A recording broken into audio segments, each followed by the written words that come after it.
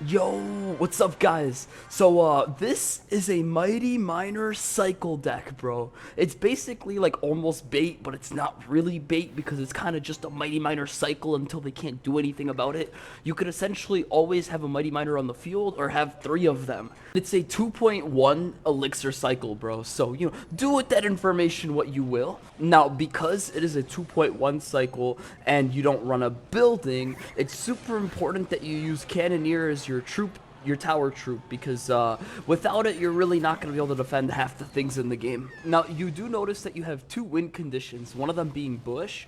Bush, I feel like, was slept on, and now it's not, but at the same time, it's not used, so it's underrated. Then you have wall breakers, right? Which, Evo, super strong, you already know how it works. The nice thing about this deck is even though we're not running a building, we have Evo Dart Goblin, which is still very good at cleaning up a defense. And really, in single elixir, you don't want to overspend. Because you have Cannoneer, it's super important that you just defend, chip a little bit here and there, and the game doesn't really start for you until double elixir starts, because this is kind of a troll deck if we're being real. But I honestly think it's really good. No one in the game is used to this idea of champions now being able to be cycled like this, so a lot of different champion cycle decks are starting to arise, and so far this is by far my favorite one that I've tried, because Mighty Miner gets his ability pretty fast, but he's also super good at taking care of those giant tanks like Goblin Giant.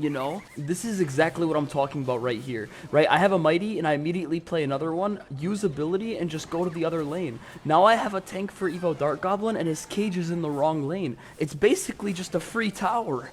You can get Mighty after Mighty. He wastes minions on my Mighty, so we play another Mighty, and then he also wastes cage, so we use ability, and now, look, perfect tank, and no elixir left to defend with. From here on out, it's pretty much just our game.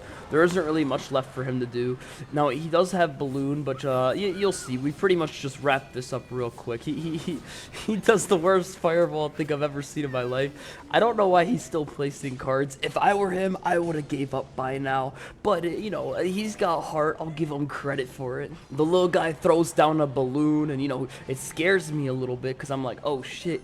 But, I got a lot of elixir and not a lot of problems, so this wasn't that hard to deal with. This last-ditch effort by him just didn't really work. I think Earthquake makes absolutely no sense in his deck. If he had Vines instead, he might have actually cooked with that one, but it's just a super fast cycle, but you'll never need that Earthquake. I mean, you have Fireball if you need to take out a building. I really don't understand his deck, but that's not the point. I'm showing you guys my deck. Well, I hope you guys liked the video. Try the deck out, bro. Let me know what you think. Please subscribe. Pretty, please.